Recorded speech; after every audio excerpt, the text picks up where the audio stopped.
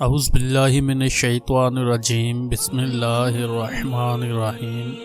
اذان علی T V کے معزز دوستو، جب حضرت سیدنا ابو موسیٰ رحمۃ اللہ تعالی علیہ کی وفات کا وقت قریب آیا تو آپ رحمۃ اللہ تعالی نے اپنے تمام بیٹوں کو اپنے پاس بلا کر فرمایا، میں تمہیں آج ایک روٹی والے کا قصہ سناتا ہوں، اسے ہمیشہ یاد رکھنا۔ پھر فرمایا، ایک عابد شخص اپنی جھونپڑی میں لوگوں سے الگ تھلگ عبادت کیا کرتا تھا۔ وہ 70 سال تک اسی جھونپڑی میں رہا۔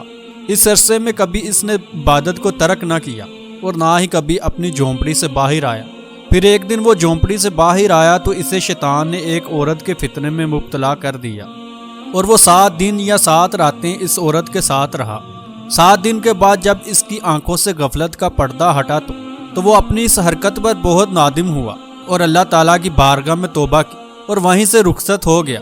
وہ اپنے اس فعل پر بہت نادم تھا۔ اب اس کی یہ حالت تھی کہ ہر قدم پر نماز پڑھتا اور توبہ کرتا۔ پھر ایک رات وہ ایسی جگہ پہنچا جہاں 12 مسکین رہتے تھے۔ وہ بہت زیادہ تھکا ہوا تھا۔ تھکاوٹ کی وجہ سے وہ ان مسکینوں کے قریب گر پڑا۔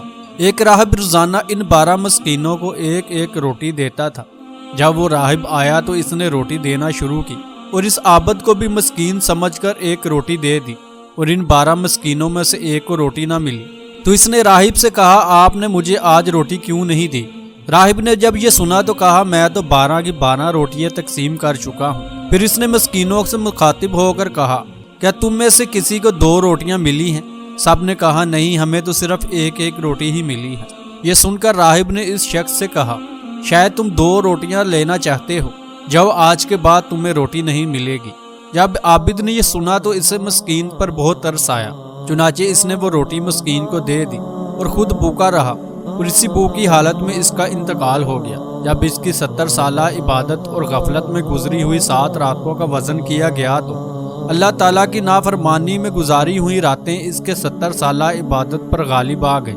پھر جب ان 7 راتوں کا موازنہ اس روٹی سے کیا گیا جو اس نے مسکین کو دی تھی تو وہ روٹی ان راتوں پر غالب آ گئی اور اس کی مغفرت کر دی گئی۔ دوستو، یہ تھی ہماری آج کی چھوٹی سی اور سبق آموز ویڈیو۔ اللہ تعالیٰ کی ان پر رحمت ہو اور ان کے صدقے ہماری مغفرت ہو، آمین۔